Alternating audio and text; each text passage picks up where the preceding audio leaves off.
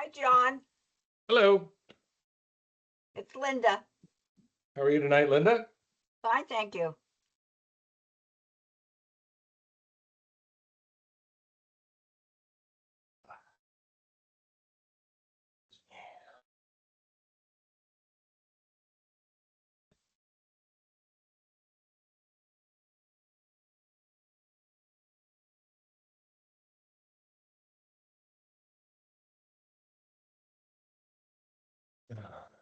Staying warm in this difficult period?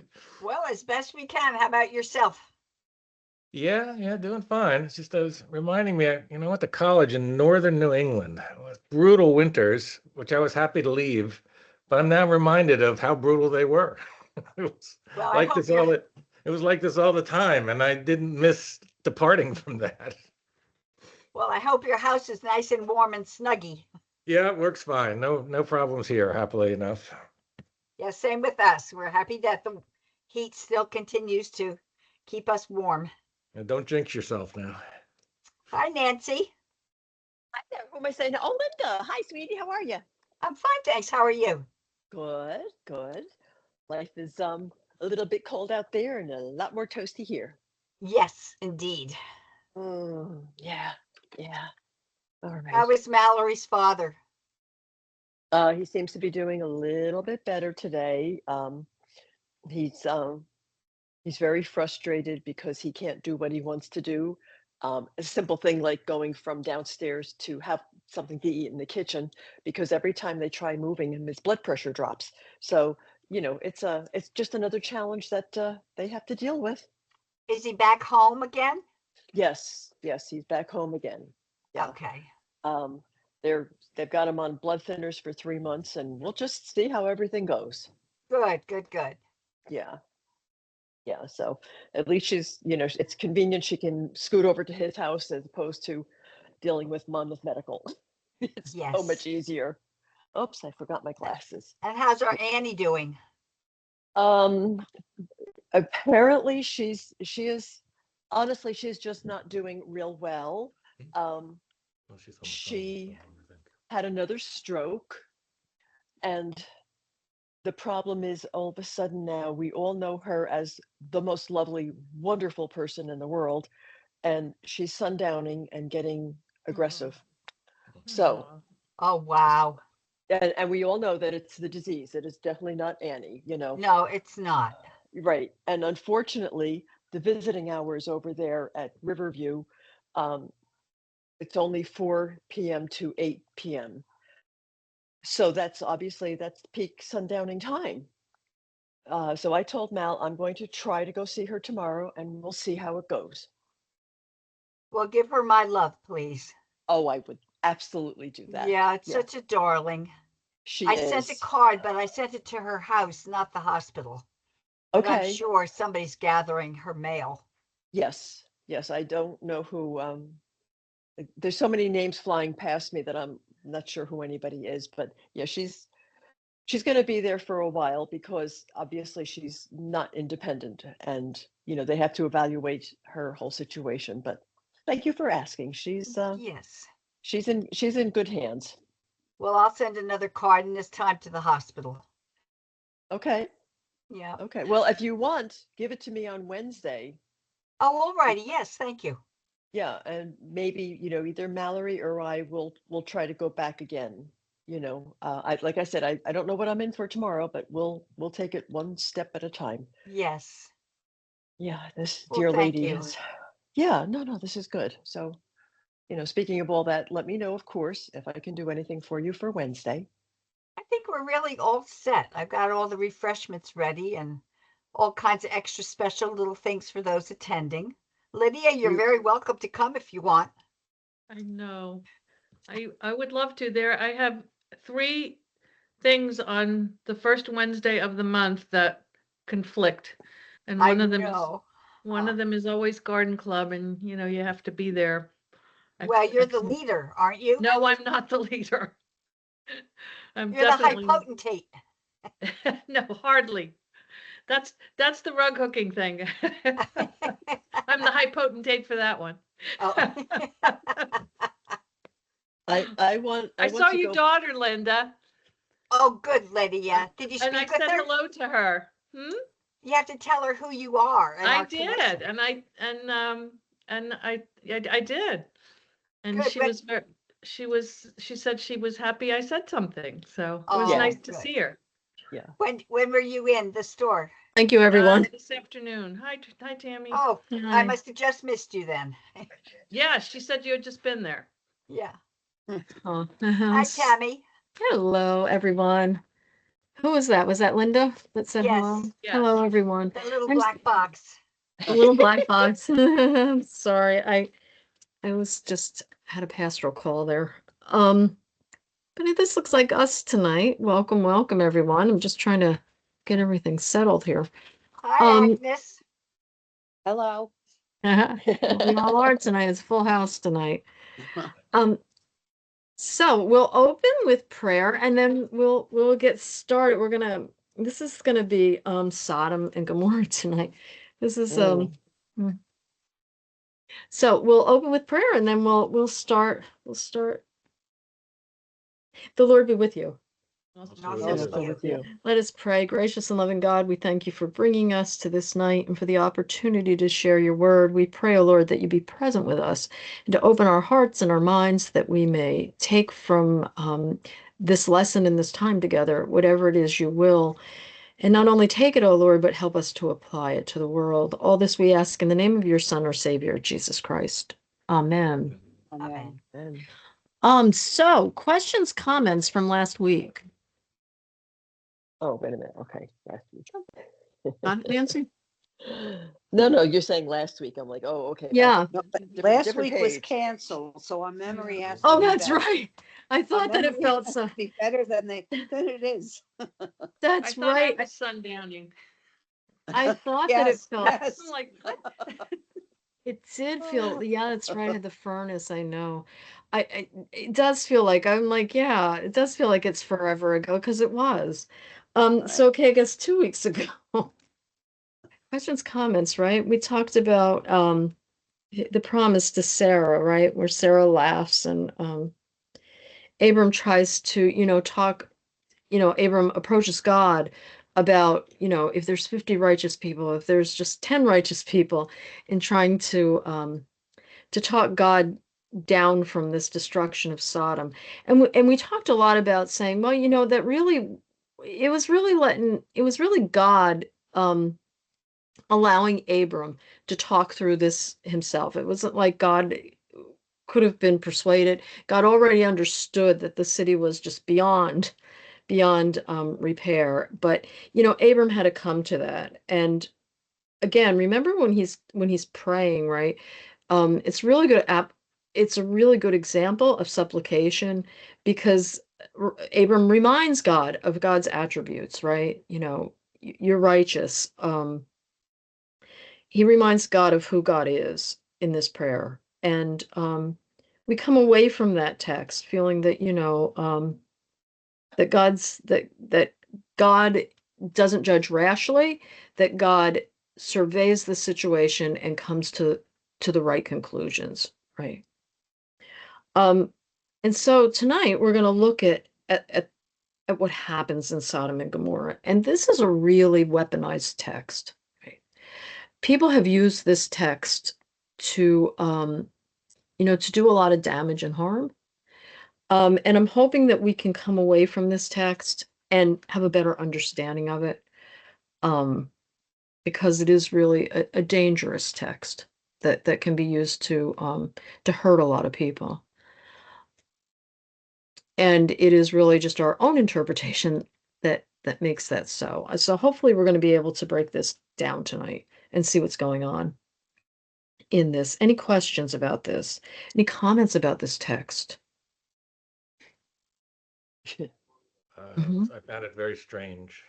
In what And way, it's Joe? strange on lots of levels. Well, the whole, Mm-hmm. just what's described is strange in multiple aspects. I actually found the syntax hard. I mean, it switches between, there are times when they talk about the men, and I'm not clear, are they talking about the angels or the people who are like attacking the home? And then they use Yeah. the pronoun him sometimes it seems to be referring to God, but sometimes it Mhm. seems to be referring to the angel. And I kept Mhm. reading and thinking, I just don't know who the writer, I infer who they're talking about. I found that odd. Mhm. Um, Actually, I have lots of questions all along the way. I mean, Good. there's statements in there and like, well, what is the significance of this? Sure. Sure. I couldn't tell it from context. And the only the non the Mhm. non-biblical part of it, I just have to say it struck me. I don't know why. We're not talking about current events, but it struck me reading that passage, like for all the efforts these days to remove books from school libraries, Mhm. which I think is overwrought at best. I, I would like to say to some people, well, you shouldn't let the Bible in there. I mean, geez, here are these Mhm. women getting their father drunk and having them impregnate him. I don't want children reading that. Get that damn Yeah. Bible out of school. It's Yeah. dangerous. Right. Yeah. I mean, it is, right? Yeah. The Bible is, there's a lot of PG R-rated stuff in the Bible. It's Yeah, and very human. obviously it's not, not the only one, but I did, Mm-hmm. it just, I don't know, it was fresh in my mind about some recent effort to, remove something that offended some parent. Yeah. I thought if you look for offense, you'll certainly find it, even in the Bible. Yeah, exactly. There's a lot of offense in the Bible, and it's very human, right? It shows humanity at, I don't know if it's its best, but it certainly shows humanity at times at its worst. And yeah, we do forget that, right? When we are banning books, we forget, and especially when there's like Christians leading that movement to ban books. This is a very edgy book. Yeah. Yeah. So we are gonna walk through this because this is a hard text, and there are many things that might not make sense, right? But hopefully we're going to be able to work through that. Um, so I mean, ultimately, this is a story of just how like the total depravity of men, of humankind, right? Just how much how wicked humanity can be. And it really seems more like it belongs in the primordial um text than this narrative, right? Because this is a really different picture. This is more like what we saw when we were talking about Noah, when we were talking about Cain and Abel. It really comes like it just seems very, very off kilter, right? And it's probably from a very, very old tradition, and the way it found its way, the way that it found itself to this part of the Bible was just the connection with Lot. Right. This is just probably a lot of older traditions about Lot that were in various regions and have been connected to the story because it involves Lot, right? But it doesn't really seem to fit. It's almost like 18, chapter 18 is a critique of this. Right? Because in chapter 18, we find this God who's willing to, come down and to survey the situation before judgment is passed, right? Who is willing to, who wants to provide salvation more than destruction. And then we kind of have this that's like, this destruction in the middle of all this. And so there's a lot of scholars who say that 18 was actually the critique of this, right? In showing God in this less destructive, salvific frame of mind than 19. It is very jarring, this passage, but we can make sense of it, right? I mean, one thing that we can do is when we put 18 and 19 up against each other, it really shows the tension between Abram's faith and the waywardness of humanity, right? It gives us a picture of, what faith looks like, and up against what humanity in general is capable of. Questions, comments? So, I mean, that is really a way to look at it. Really look at 18 and 19 together and look at them as a critique, right? Because 18 kind of gives us that, it's not like a quid pro quo of retribution, right? it is more God's grace in 18 than 19. And again, probably the person, the redactor that put this together, butted them up against each other for that purpose. Questions, comments? So we'll start at the beginning of 19, and then you guys stop me when you need to say something or ask a question, okay? Mhm. So it really doesn't tell us, right? It tells us that the two angels, and because it uses that word "the" right there, we are to assume they were the two angels that accompanied God, to talk to Abram. We're assuming at this point that God probably stayed with Abram, right? Because it just talks here about the two angels. We don't know the exact location of Sodom today. It's somewhere around the Dead Sea and Jordan, but we don't know the exact location. But we do know from other stories in the beginning of the Abram narrative that it's a very fertile crescent, right? Lot chooses that land because it's very fertile, and it's lush, and it's green, and it's got water, unlike the land that Abraham gets, right? Remember, Abraham gives the choice. Lot takes this good part of the land. And it is a Canaanite city, and one of the very first things that we're told is really, really important, and that comes in 19:1b. Notice what it says Lot was doing. Sitting in the gate.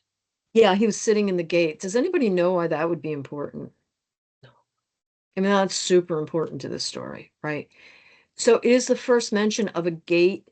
It's the first mention of many of a gate in the Hebrew Bible.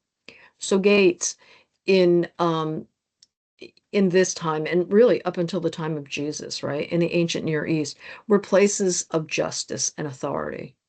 So judges and the elders would all conglomerate at the city's gate during the day. And if there were trials to be had, if there were proclamations to be made, everything important to that city was done at the gate. Right. They would sometimes put chairs around there for the judges and the elders. And we know this from other texts in the Hebrew Bible. Right. We read Proverbs. Lady Wisdom goes to the gate to proclaim justice. Right. Boaz, before he marries Ruth, goes to the gate to get the permission to marry Ruth. David, when he's mourning his son, when he comes out of mourning from Absalom's death, goes to the gate to declare the period of mourning over, right? It is a place of authority. It is a place where judgment is passed. The Torah tells us that if parents had a disobedient son, you took him to the gate to be disciplined and judged and disciplined, right? Everything that is important in the life of that city happens at the gate. And so the fact that Lot is sitting in the gate tells us that Lot has become somewhat influential in Sodom, right? He has become a sodomite. He has adopted the ways of Sodom. Right. And remember from our other biblical texts in Genesis, Sodom has a very notorious reputation, a very sinful reputation. And the fact that Lot is apparently very influential, right, tells us that Lot has really abandoned this righteousness of his uncle. He has become a sodomite, and he wields some kind of authority. And maybe he wields that authority because of the influence of Abraham. We don't know that. But what we do know is that he has chosen the way of the world over faith in God. He is officially a sodomite. Questions?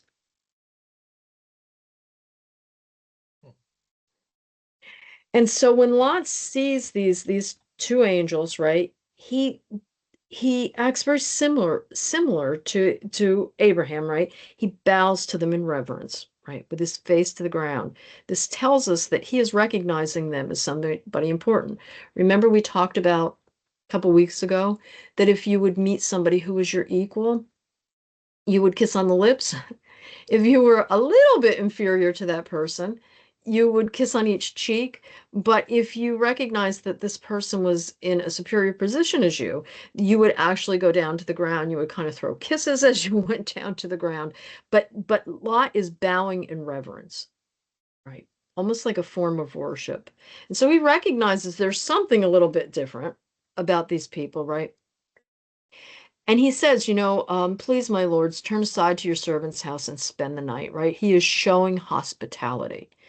And it is really also important in this text to realize the value that's placed on hospitality, especially in the Hebrew Bible, right? If you met strangers and you brought them back to your house, you were responsible for those people. And tradition and custom said you were responsible for 3 days for them. So they could spend 3 days with you. And you were totally responsible for their safety, for their well-being, for their provision. And he is demonstrating this typical ancient Near East hospitality, right? And they say to him, no, we're going to spend the night in the square. And obviously he knows something's different. Because if you're at the gate, you see strangers, right? You know people who are in your town, right? And they said, no, we're going to spend the time in the square.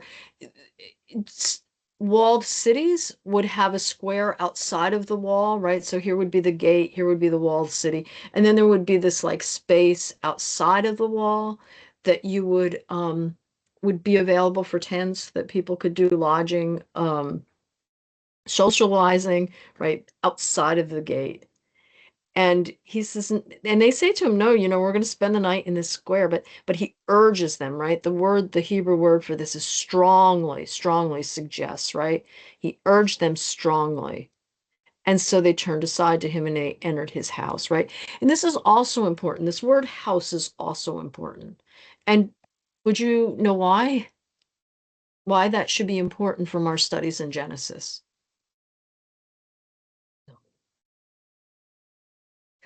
Well, remember that God commands sort of like a nomadic life. Remember Oh, yeah. yeah, right, to not be nomadic, right, to be stationary. It Mm. is not really the way that God's people are supposed to be, right? They're not supposed to hunker down like this. And in fact, we don't see the Israelites building houses until before the Exodus, right? When Jacob's family relocates to Egypt, right? We see them in houses in Egypt because we know that for the Passover, God says, put the blood above the doorway to the house.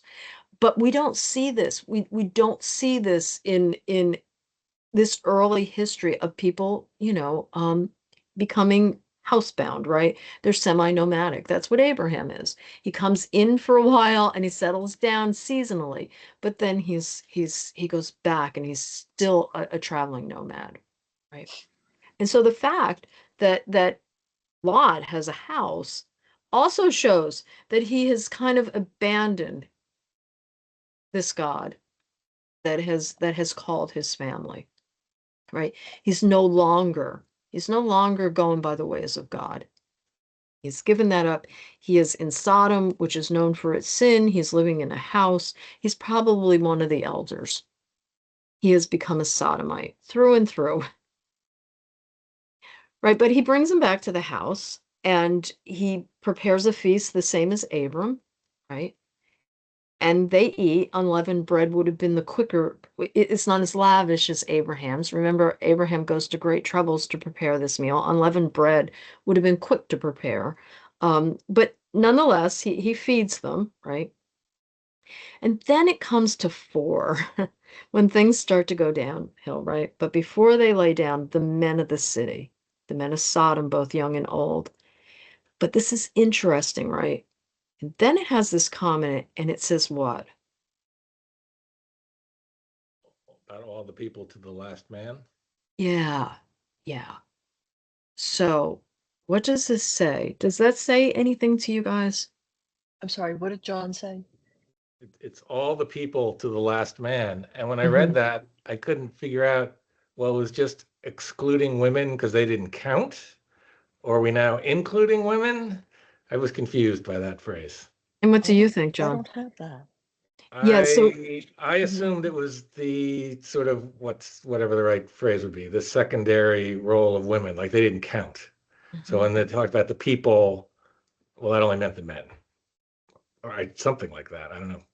how's everybody That's how else I, feel? that was my Mhm. guess. That was pure guess. That was just reading it. How's everybody else feel about that? So there's differently scholarly views about that, right? And I'm going to tell you the one that I subscribe to because I think it makes a lot of sense, right? We have used this scripture to demonize homosexuality. Right. We have used this scripture to do that. And every time anybody wants to bring up the subject and condemn it, they point back to Sodom because of the word sodomy, right? But the original Hebrew text for this, the word that they use for men here is actually a word they would have used for mankind. And so there are many, many scholars who say, no, the sin of Sodom, right, was not homosexuality. The sin of Sodom, because this was all of the people, all of mankind, right, are depraved. All of humanity came and surrounded this house and demanded this the two angels to be brought out, right? It's all of them. It's men, it's women, it's all. And so the actual violation here, the actual sin of sodomy is violence, right? And gang rape, control through another person's body. That it has nothing to do with homosexuality. Why were they inclined to just attack them? That was a question I had. Where's that, John? The whole town arrives to attack the angels. Just Mhm. that's how evil they were. That's how evil they are, Okay. right? Yeah, that's how evil, right? It is a commentary on how depraved, right, humanity is. It is a commentary on that. Very, very much like Noah. But when we read it as man, right? We don't read this as humanity, right? We don't read this as this as the the sin of Sodom, right? We read it, we think that it's homosexuality. It's much more reasonable to believe that it is violence and gang rape that everybody took part in, right? There are absolutely no morals in this town. Everything has gone downhill. Everything awful that you can imagine is present in sodomy. People no longer have any morals or values.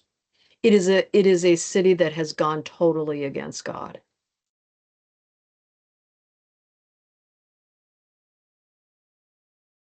There's no justice, right?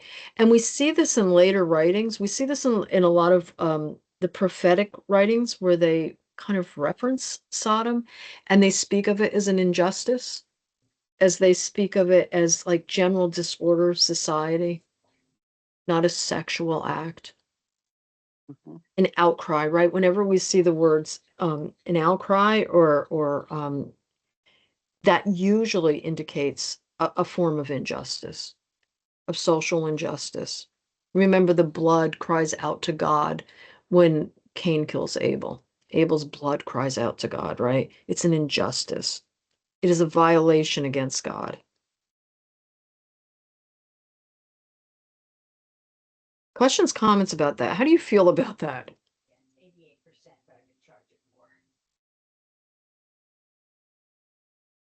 Does It that is help to put this? It is just heartbreaking, this whole story. In what way, Nancy? Oh, every way. I mean, you know, when there's a violation of angels of God, Mm-hmm. what is left? I mean, you know, Mm-hmm. you have to wonder why we are still here. Mm-hmm. Mm-hmm.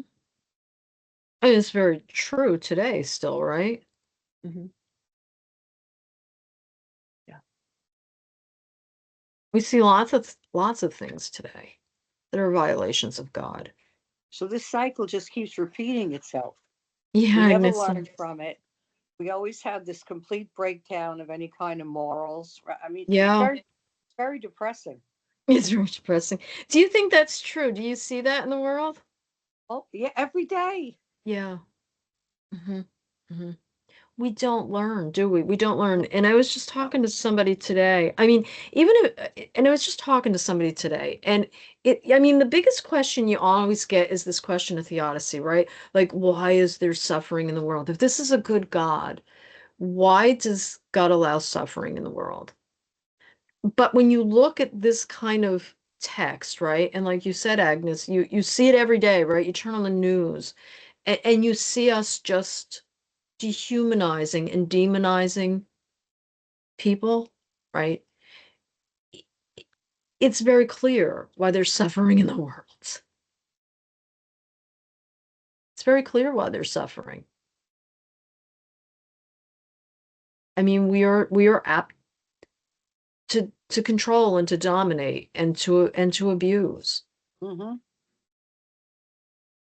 And so while this story is very, very edgy and unsettling, it's a disturbing story, right? It's very real.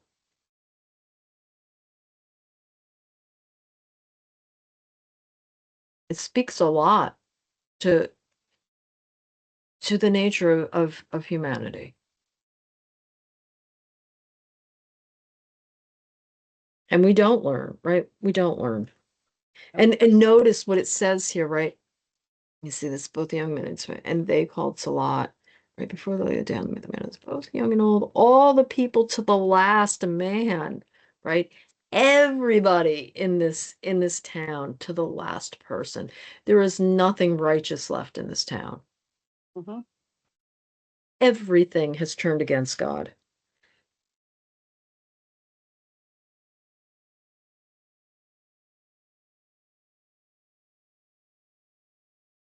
Questions, comments?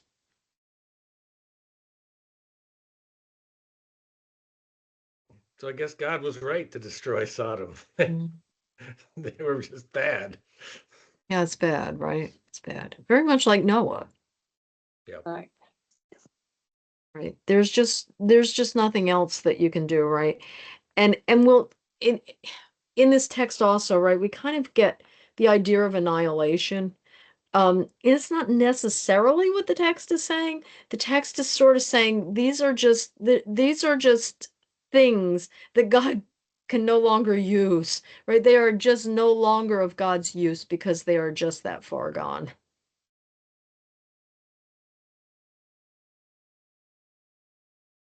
And the whole town is there. And Lot certainly belonged to this, right? This is Lot because Lot's at the gate. He's part and parcel to this. Lot is a sodomite. He's gone along with this. So then why does he get spared? Right. So, so why does he get spared, right? So, because remember first, right, whose circle he came from. He comes from Abraham. And remember, yeah, and he's part of the blessing, right? Under the cover of Abraham. That's the first reason. Now, the other reason that some scholars will say is because the fact he offers up his daughters that shows that he's righteous. Now, how would that be That's righteous? righteous. Oh, I know, I know, I know. How would that be righteous? Because women were chattel. Women were just, there was no equality. There It was is a no. prize. It was a prized possession that he was sharing, I think. Ooh, that's interesting, Agnes. Yeah, it's prized possession. And remember what we just talked about was the law of the land in those Mm. days? Mm. Hospitality. It was his duty to protect Pretty his So guests. instead of a crumb cake, we give a virginal daughter. I just want to make sure. Okay. Something like that, something like that. All right. Yeah. All right. So, yeah. So Mm. because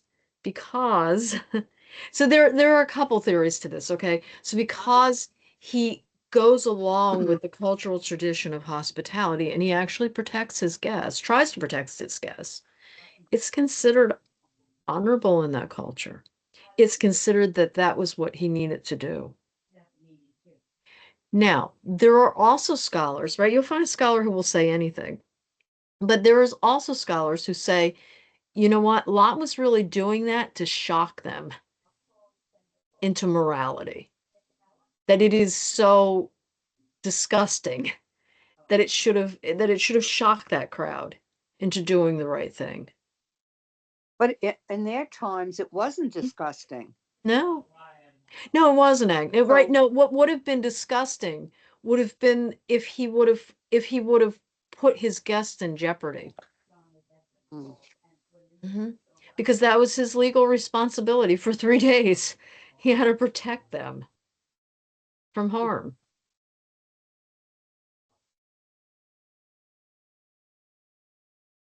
You're I know only in the- But protecting what about the men. need? Go ahead, Well, I'm we sorry. don't know if they're men, right? We don't know that, Lydia. We don't know, right? They're guests. So the angels, yes, are men, but they're guests. It wouldn't have made a difference. They were under his household. Hospitality would have applied. If somebody was in your house, right, the rules of hospitality was you were responsible for their safety. As opposed to the safety of your daughters. Yeah. Wow. It was the culture. We thought things were bad today. I mean, it's right? There are still situations like this. Well, think about honor killings that still goes on, right? Yeah, Seems exactly, Agnes. barbaric to us. That's not even thought of as we still have these. I'm not just saying Western culture that everything seems so different, but there's really, extreme. You can't find any justification, but people will die by the sword to defend that, right? Very true. Very Mm. true. Yeah. Yeah, there are. And there are also, and I'm thinking about, my years when I did street ministry, right? And there are parents who will sell out their kids, right? To make money. A lot of them are drug addicts, Mhm. which does not make it any better, but Right. they're not in a sane mind doing that, No, but some are, right? Some are. Yeah, yeah. Some will prostitute their kids, right? Well, when you think of an arranged marriage with an 8-year-old or a 10-year-old Mm-hmm. grown man, yeah. Yeah. Yeah, we look at these stories through very Western eyes, right? Mm-hmm. Right. And that is not where they were written. They weren't written in Western times. They weren't written with and like you said, Agnes, there's many parts in the world today Yeah. that stuff like this happens, and there's many parts in our nation today where this still happens. Mm-hmm.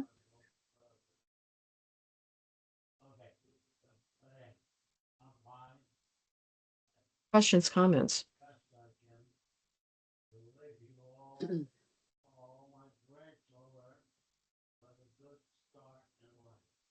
I mean, I think it makes a huge difference when we look at this through the eyes of that this was not about homosexuality, right? Proponents of that theory say, well, that came along in later Christian years when homosexuality became a pet peeve of the early Christians, right? That they weren't even thinking of this at that time. We see a lot of texts in the Hebrew Bible that do seem sometimes to be very homosexual oriented, but when we dig deeper, it's really a polemic against pedophilia that was practiced at the temple, right? There was a lot of temples that had young boys who were prostituted. And so a lot of these texts, when we say, oh yeah, that's a commentary on homosexuality, it's not really. It is a commentary on pedophilia. I mean, there's very, very hard times.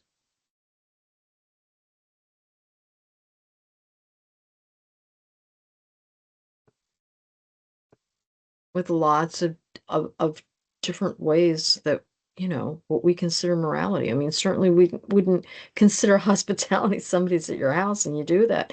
But for people who read this, that's what they would have understood. Lot, if Lot did anything else, it would have made him unrighteous.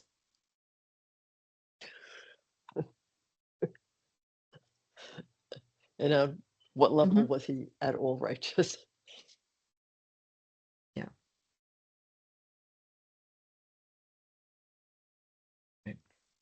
It's a commentary. If we look at this as let me just pick up my bookmark. If we look at this as a commentary, if this is a commentary, if it's meant to be like a gang rape, there's a commentary on power and control.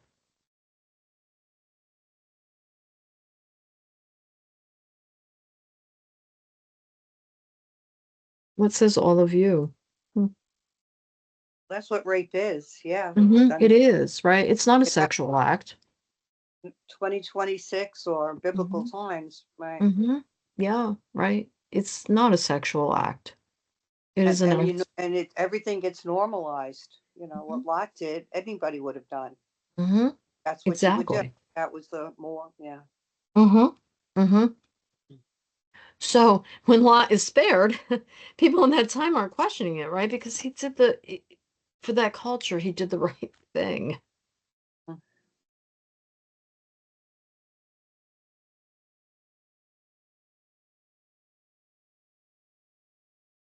Right? He does. He goes in 6, right? He went out the door to the men and said, I beg you, do not act so wickedly, right? And then he offers his daughters up.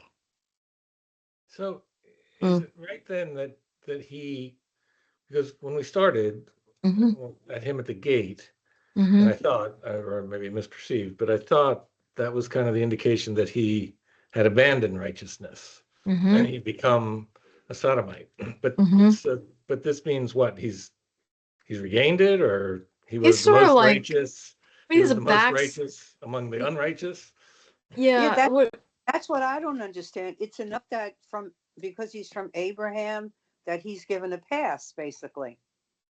Well, he's a backslider, right? He starts off this story as a pure sodomite, right? But then he's kind of like, he's like on the fence. He's not he's very worldly, and but there's still this like sense of righteousness as far as the culture goes, right? But we do the same thing, do we not? Like sometimes we're really righteous and sometimes we do the right thing and sometimes we backslide also,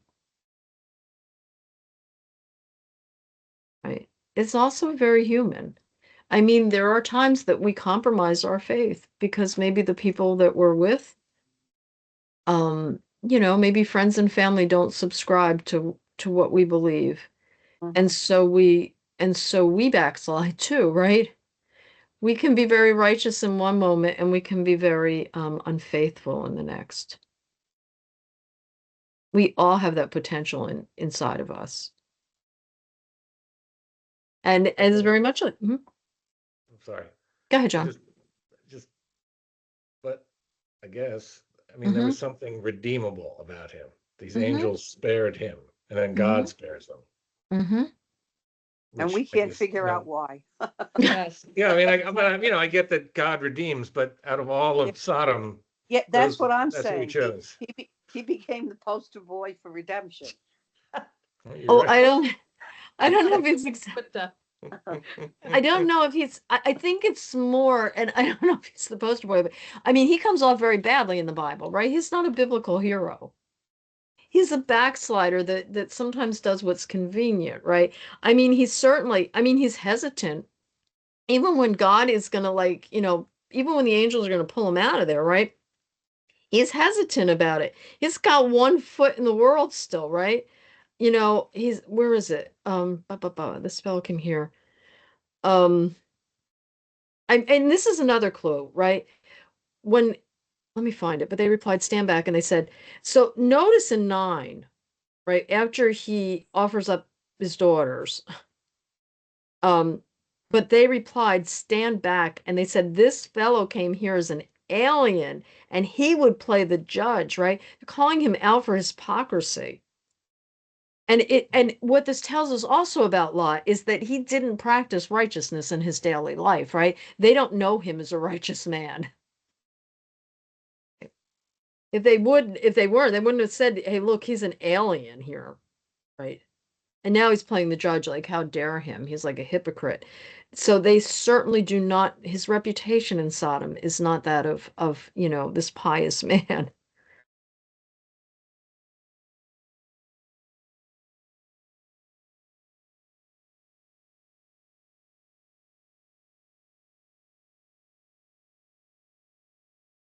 I mean, even when the angels are going to take him out, right? He hesitates. He doesn't want to leave. He wants to keep his life in Sodom. He wants to stay the same. He's not into redemption, right? He hesitates. See, notice in 16, but he lingered.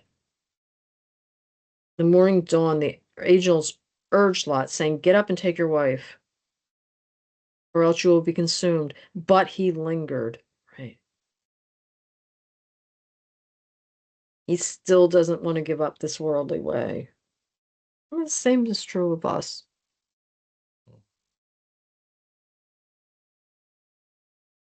We linger.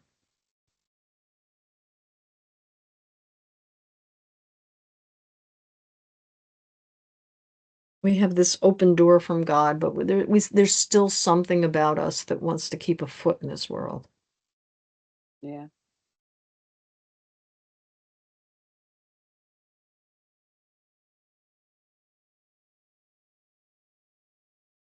Right, Lot's wife.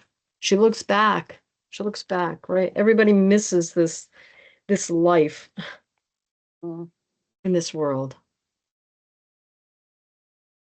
And again, C13 here too, right? This is important. For we're about to destroy this place because of the outcry, right? There's the outcry. Outcry usually means injustice in the Hebrew Bible. Mm-hmm. The outcry against its people has become great before the Lord, right? Injustice, right? Sodom is now the personification of sin. We see this again also, right? Like Lot being this hypocrite when in 14 it says, so when Lot went out and said to his sons-in-laws, right? And this is a betrothment, they're not formally married, who were to marry his daughters, right? That betrothment. Up, get out of this place. For the Lord, oh my goodness, he cites the Lord as about to destroy the city.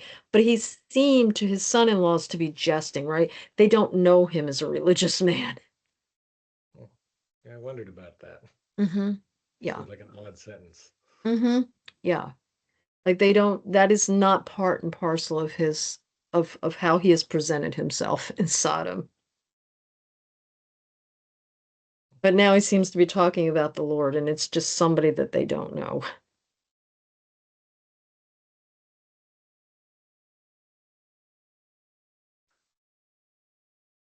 I'm confused on Yeah.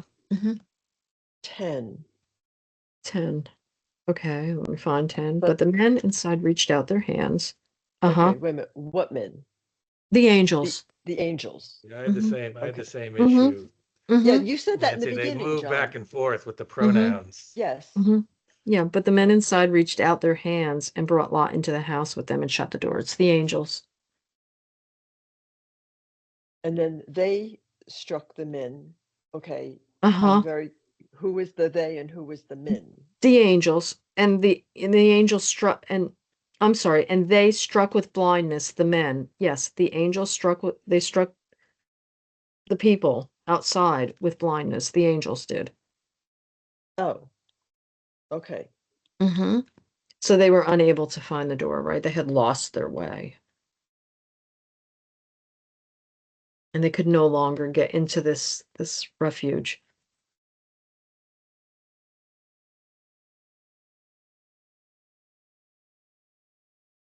I'm with you, Nancy. My ninth grade English teacher would have written unclear. I can see that red pen flying. You mean it's only as good as the translation. Which is why we have you. Questions or comments about this? What else is what else is disturbing? It's all disturbing. But It is, it's all disturbing. At the end of the day, what Mhm. is the point of turning Lot's wife into the pillar of salt? Just to So- show what happens to disobedient people? No, so what that probably is probably a legendary tale to explain. So it's at the Dead Sea, right? And the Dead Sea has lots and lots of salt mounds. Sure. And probably there was one that resembled a woman. And so it's just like a folklore thing. I mean, a couple things. And that's not to say that's the only reason, right? But yes, right, she does look back. She's hesitant to leave that life. So there is a theological element to that, but there's probably remember, a lot of Genesis is explains things, right? They're ancient people that don't have scientific knowledge, right? And so some of Genesis is just meant to explain things. Why is that salt pillar look like a woman? Well, yeah, because that was Lot's wife. She was reluctant to leave this evil life, and yes, that is what happens to her. So on a couple levels, right? But it also tells us, like on a theological level, that that's what happens to us when we keep one foot in the world and one foot in heaven. You can't do it. Right? It's impossible. It's impossible to play both sides of the fence when it comes to God. But you would have seen a lot of these salt pillars around the Dead Sea.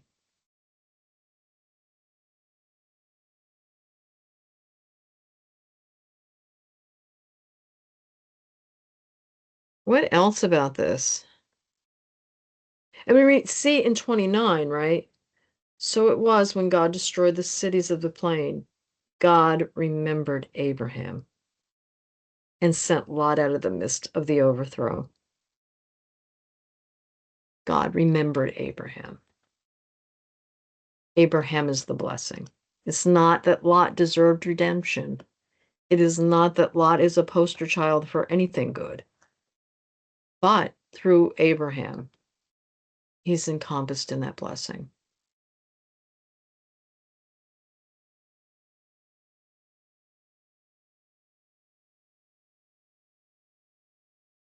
There is one wonderful, in case you've ever read this New Testament passage and not understood what it meant, and I should have mentioned that in the beginning.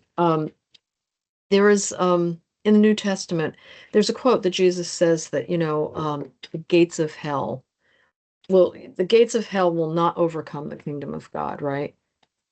And that refers to the power of the authority of the gates, right? What Jesus is talking about there is because the gates were a place of authority, it meant that even where Satan holds counsel, will never be able to overcome the church. And he refers to gates in that manner.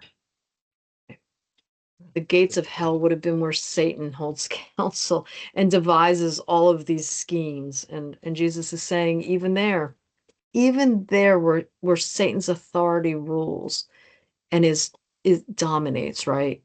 It cannot destroy the church.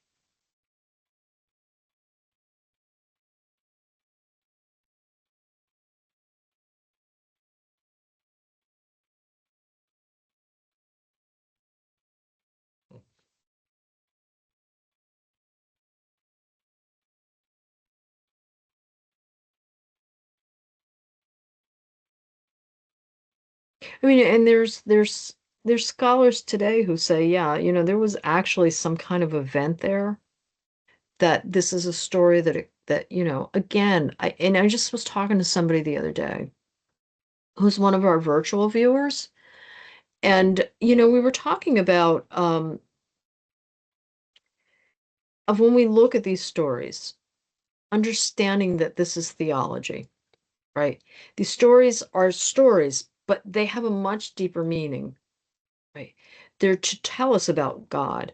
And so, yeah, maybe this was sort of like a volcanic incident. Maybe something like Pompeii. What's important is that was used, right, as a theology to explain about God. The Hebrews were looking back, the Israelites were looking back, and if these texts were actually written or redacted during the end of the Babylonian exile or the beginning of, the post-exile, Israel was reflecting on her history and said, was questioning why did these things happen? And then developing their stories into a theology to explain their relationship with God. So that's really important in these stories, right? These stories might seem really wonky to us and really cruel and make no sense. But again, dig deeper into these stories and ask yourself, what does this tell me about God? What does this tell me about myself and my own relationship with God, right? There's a theology behind these really strange stories. So speaking of strange, Mhm. what are we to Mhm. make of the end? This business with his daughters and Oh God. impregnating them so they can carry on the line, I guess. Uh-huh, what do you think? Uh-huh. I don't know. I thought the whole thing was bizarre. Yeah, it is But it was bizarre, right? It is but it was bizarre. Does their anybody have any idea. hmm? Isn't it the Anybody have daughters? Go ahead. the Go ahead, Megan. daughters? Yeah. Well, okay.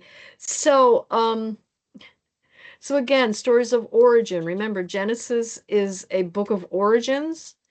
Do you guys remember who descends from his daughters? Well, yeah, it says so right here. So hang in there a Tell me. second. Yeah, because Uh-huh. it was odd names. The firstborn bore a son and called him Moab, Uh-huh. and the younger also bore a son and called him Ben Amimi. Not Ben-Ami. Right, the Ammonites, right. So these are what do you know about the Moabites and the Ammonites? They're mortal enemies of Israel. Oh, yeah. And so what great way to to down them, right? Than to give them an origin story that makes them like two bastard tribes. Hmm. We This saw is this just in another part of Genesis. Do you remember what it was? oh, Noah. Noah. Mm-hmm. Yep. The Ham, right? Ham's Yeah. descendants. Yeah. Yep. Right. And so Israel, they're going to create an origin story. They're of course not going to give them a great background, right? Again, to show So that's a God's pretty bad people. background. That's Hmm. pretty intense Hmm. bad background. There's that, right? I mean, and here we are, God's people, and here are these just illegitimate tribes, right? It is a commentary on Israel's I mean, enemies. worse than illegitimate. Hmm. It's It's incestuously incestuous, illegitimate. right? Yeah, so who would yeah. take them seriously? They certainly can't be God's people. That's interesting. And we see a lot of that, right? We see a lot of that in the Hebrew Bible. Again, remember, inspired by the Spirit, but written by human hands.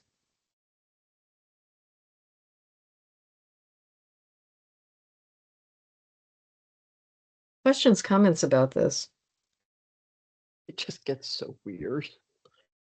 It is weird, right? Yeah, I mean, because it's so much different than what we you know. And again, I want to say this also, okay, because this is really also important. This is going to sound really weird too, right? Is that remember at this time when these stories were circulating, when these things were happening, like presumably there's no Mosaic law that's gonna condemn incest, right? Incest happens in this generation, right? The genes at that point, the gene pool at that time isn't as like it is today. So what Sarah is Abraham's sister, right? She's his half sister, Yeah. right? So incest at this time, right? It's not that shocking to them. All in all, it sounds like a delightful time in human history. Hmm. Yeah.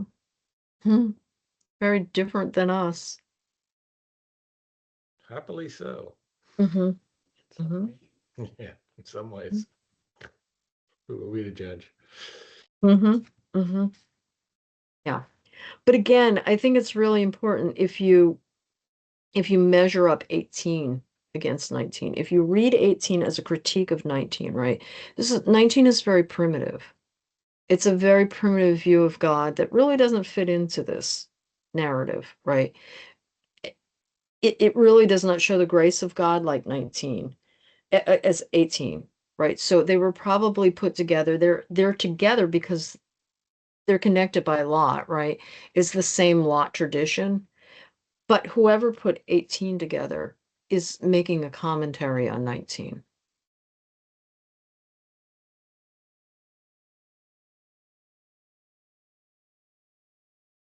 Questions, comments? I found that very interesting. I still think it's a strange chapter, but very, very It interesting. is. It is. It's a primitive writing, right? It's a primitive writing that has its purpose, right? What would you say its purpose is? Like after we talk this through tonight, what would you say the purpose of this text? I'm interested in what you have to say about that because I think I'm What did you learn from that text? turned up the whole thing. What's that, Lydia? Like, you don't no, it's okay. I don't want to verbalize. But I mean, there is something to pull from our faith, right? Because we have these tendencies of Lot. We have our faith backslides. I mean, all of this stuff that is very hard for us morally to accept, the faith stuff still speaks to us. We backslide. We backslide on our faith. Lot has, You got a path. And yet Lot was saved. Right. Okay, what I don't understand at all is, Mhm. okay, let me put these back on again. Okay, so over there in around 9, Lot offers his daughters up Mm-hmm. to save the angels, to Mm-hmm. be hospitable to the angels. Yeah. But Mm-hmm. then the Mhm. angels strike everybody with blindness. So Mm-hmm. we can assume, I Mm-hmm. don't know for sure, but we can assume Mm-hmm. that no, the daughters were not sacrificed, right? Mm-hmm. Correct. Okay. Correct. But Mhm. then over here Mm-hmm. in like yeah, in 34, Mm-hmm. then the daughters get their father drunk and they sleep Mm-hmm. with him and they have his child. Mm-hmm. Mm-hmm. Where were the But- angels for that? You're What is gone. The angels have left by then. The angels have Okay. left. The angels have Also, left. as bizarre as it is, and I'm Mhm. not trying to defend that, but the Mhm. daughters are saying, well, as they perceive that the population of the earth is going to end. Yes, John. So Mhm. they're Mhm. driven to preserve the race. Yes. And Yes. I'm not defending that, but it's not as though they would. I think, as I read it, it's not like they're doing it for fun or for some Exactly. other means. It was they thought they were saving humankind, Exactly. but they must not have known that Abraham was still around. No, 'Cause there are other they're under people. they're under the impression there's nothing exists, right? There are feminist theologians who will write that. These are very strong women Well, they were determined. I'll give them that. that take this into their own hands, right? That they're going to repopulate the humanity, right? And they're not taken advantage of. They make that decision all on their own. And here, and I just want to go back to one thing, Lydia, and before I forget this, right? And yes, Lot is not destroyed when Sodom is destroyed. Given a pass, he's not destroyed, right? But I would ask all of us if that is not just a part of God's grace. But then why only him? I mean, just because he was related to Abraham, I mean, there were probably other people in that had Well, some look- redeeming features, don't we Doesn't everyone have some redeeming features? Almost everyone. What does Why?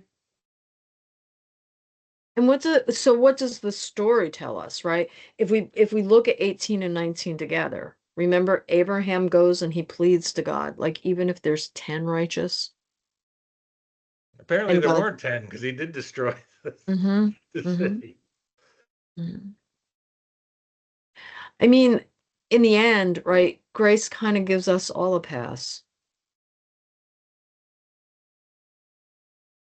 No, Lydia, no. Tell me. I don't know. In maybe God gives us a pass, but I mean in life. Mm. Oh, that's what I mean. Grace gives us a pass, ultimately gives us a pass, right?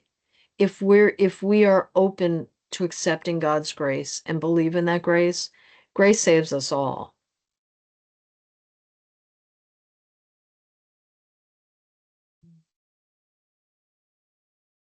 And none of us are deserving of it. Right. I mean, that's always the question. People always say, well, what would happen if Charles Manson, you know, asked for forgiveness at the very end? Does God forgive? I think so. I don't have any question about those things. Mm-hmm. Mm-hmm. You know, who gets Mm-hmm. in, who doesn't get in. Mm-hmm. It's not for us to judge or know that. Mm-hmm. Mm-hmm. Yeah, I mean, this says a lot about grace, right? I Mhm. mean, did he deserve it? Mm-mm, right? Lot doesn't deserve anything he gets, but then neither do we, right? Right. Neither do we. And again, a statement about God, not us. There's nothing about lovable us that God, Right. we're so lovable, God can't help himself. Well, our egos tell us, at least I'm not fill in the blank, a serial killer, or I'm Mm-hmm. not a whatever. But Mm-hmm. that's not for us to say that either. We can still Mm-hmm. be, you know, Yeah, yeah. I mean, out of favor for many things that mhm, we brush off. Yeah. absolutely, Agnes. And a lot of people who are very, self-righteous and pious will do that. Well, Mm-hmm. I don't do Yes. this. I don't, Right. but I mean, what does Christ tell us? You know, rein reinterprets the commandments, right? Anger, like murder doesn't mean, physical murder. It also means, killing somebody with words, killing somebody with thoughts, Mm-hmm. right? We've we all are totally unredeemable, but it's only God's grace that redeems us. And the same can be said about this story, right? Mm-hmm. We don't really have to know why. We just have to know, well, we do know why, right? It's just a story of grace. But nobody else got grace. Yeah, but And they that didn't show any signs of redemption, right? So he's got a little bit of signs of redemption. They don't. Like they're just so depraved that nothing is going to save them. They could have. They could have. They could have walked away from this situation, right? They could have. But they don't. But they don't, right? They continue to bang on the door until the angels, pull them back. It's a hard story. And there's no way that the Bible condones Lot, right? Lot is not a biblical hero. What this is meant to show is more about God than Lot, right? Lot doesn't deserve anything he gets. And again, the idea is neither do we.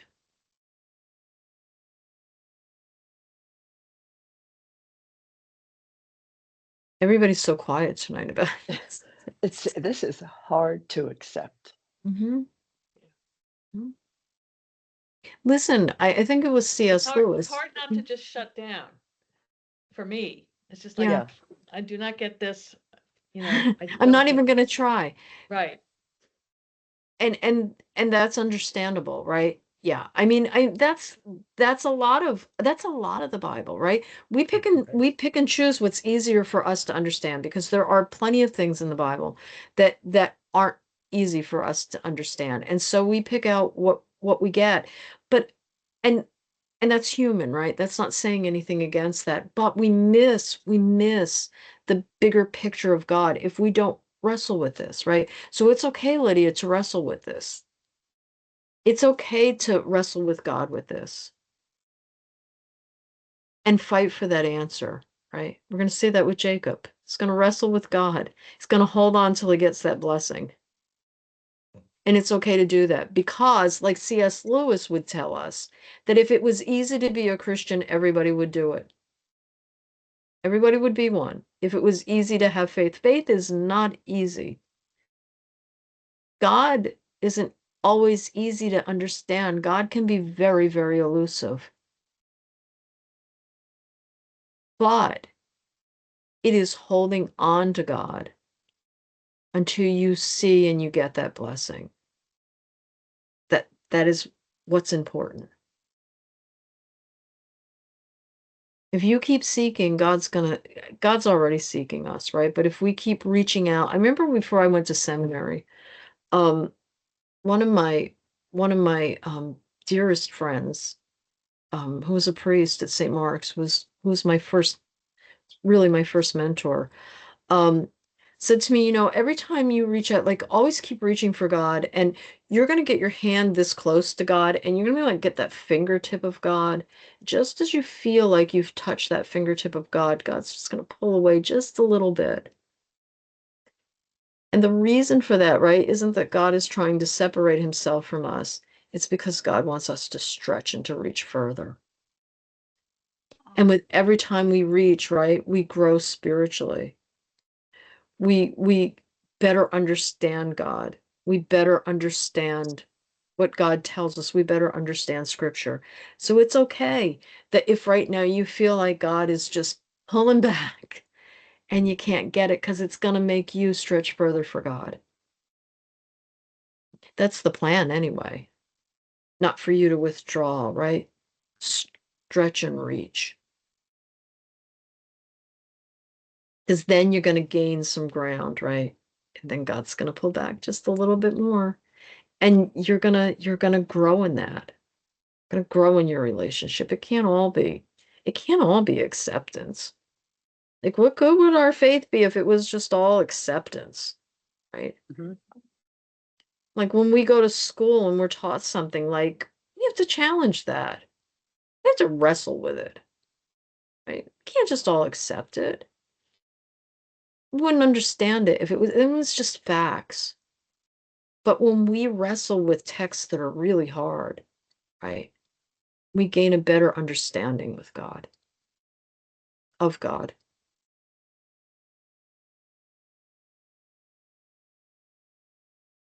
Questions, comments for tonight?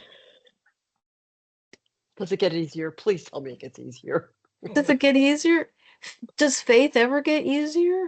No, I mean just understanding these stories. It's just so These are hard very to accept. these are very different writings than we're used to, right? Yes. Remember back to PowerPoint, right? The Hebrew Bible is made up of all kinds of genres, right?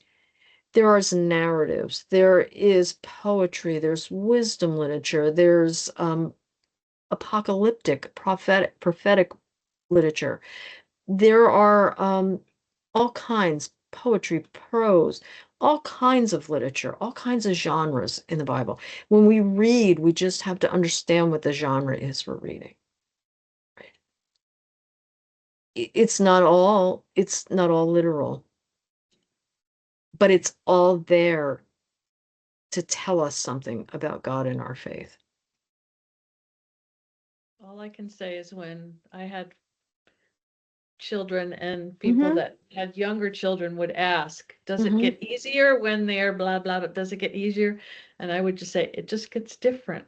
It gets different, Yes. Lydia. Maybe Yes. that's, It gets different, right? And so how does that apply to these texts for you? well, I'm hoping for a Mhm. similar response to that, because it is, I'm very disturbed by all of it. Mhm. Mhm. This part, very, Mhm. just find it Mhm. very difficult. It's So maybe. hard. Mhm. It's hard, right? And remember, I like because I'm such a geek, right? I came home on Christmas and I watched all day on the Story Channel, had all these religious shows, right? And I thought of all of you on that day because one of the quotes was that, it challenges us to look at God in a different way, right? Scripture challenges us, especially the Hebrew Bible, right? Because we're just raised and reared on these beloved stories of the New Testament, right? Mm. We don't really ever delve into the background of this, of the Hebrew Bible, right? The beginning. We don't do that because it is so foreign to us.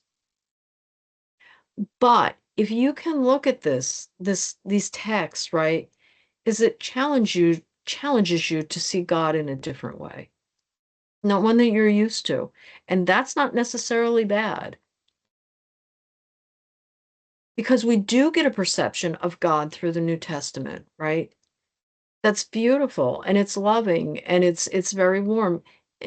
Usually, right? Because Jesus isn't always just this warm and fuzzy person, right? He's very revolutionary. He's very radical, right?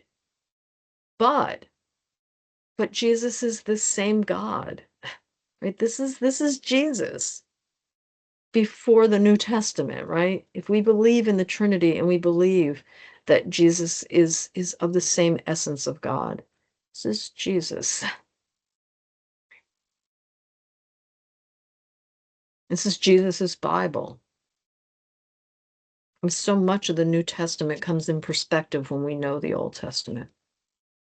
Like that quote tonight about the gates of hell, right? Mm. What Jesus was referring to. When Jesus is talking to when the religious leaders bring Jesus to it's such a beautiful passage. The woman that's caught in adultery, right, in the Gospel of John, and they bring her to Jesus. What does Jesus do? Remember when they're asking Jesus to judge her? Do you remember what Jesus does? He leans over and he begins to write in the sand, Yeah. right? And do you know what that means? Why he does No. that? Come on. All right, go ahead. I mean, he's the author, right? He was the author of the Torah.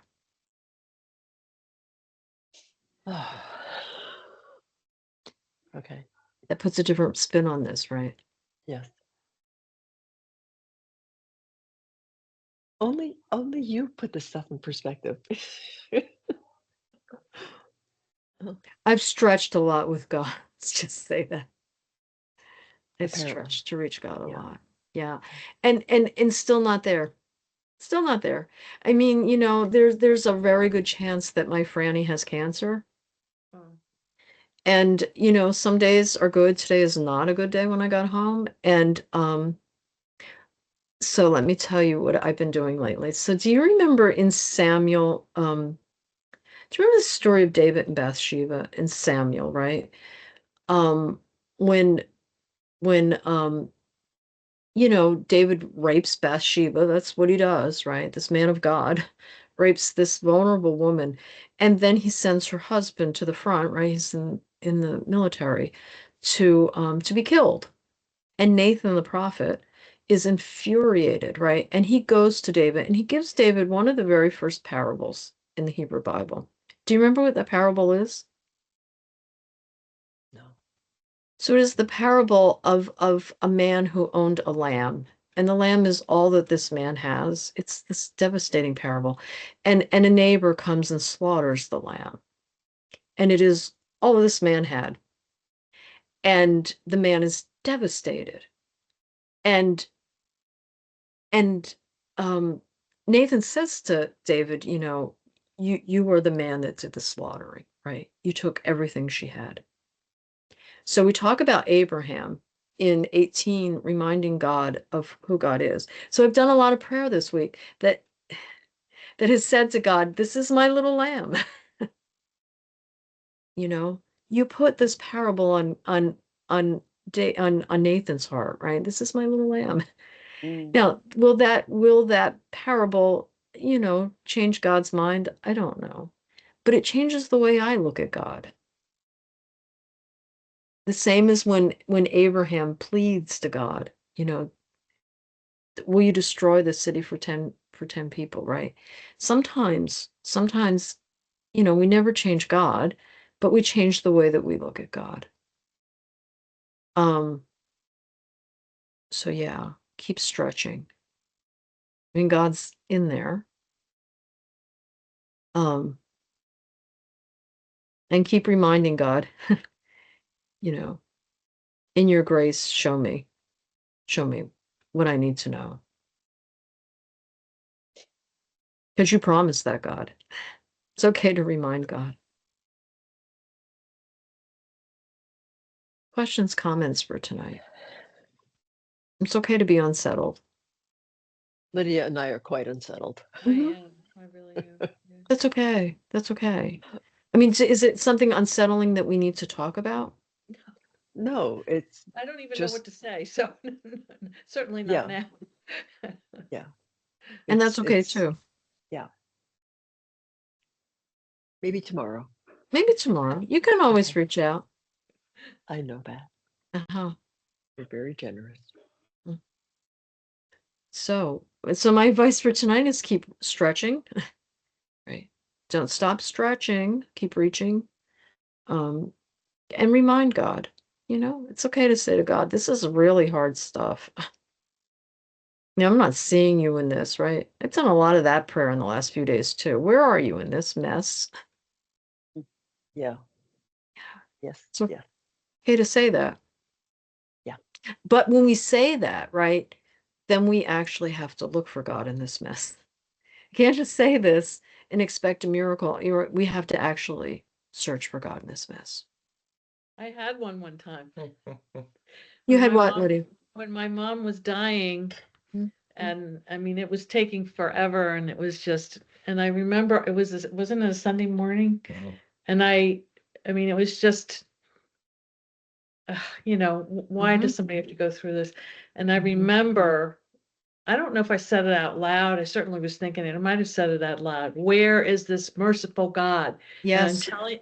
telling you, the phone rang, and it lit like literally, and it was the facility where my mom was, and she had just passed. And she passed, right, Lydia? Isn't Yeah. that something? Wow. Yes. Yeah. That's very true, right? That's very true. That in these really messy times, God is still present. And what a wonderful gift that you got. Isn't that something? So you know that God is present in these texts. Mm-hmm. You just got to say, where are you, merciful God? You showed me one other time. Show me again. Yeah. It's true.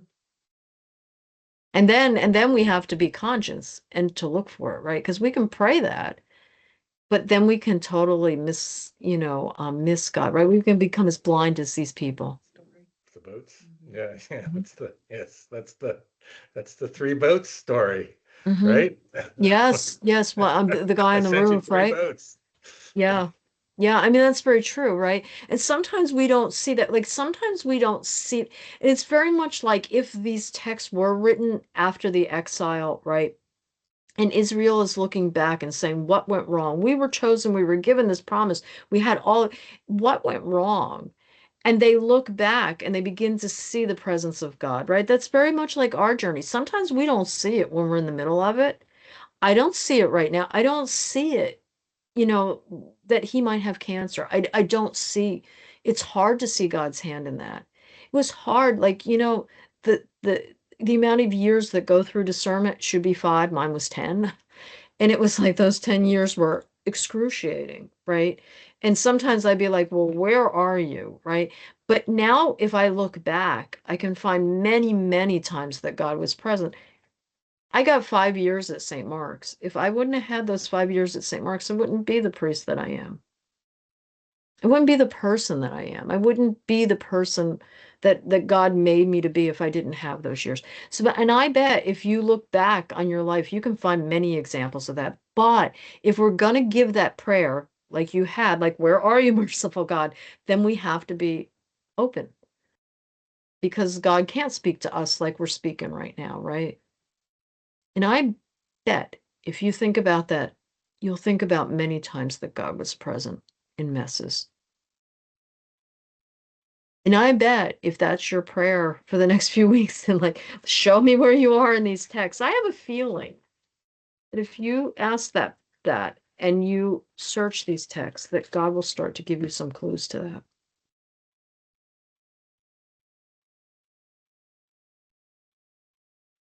Anything else for tonight that we need to say?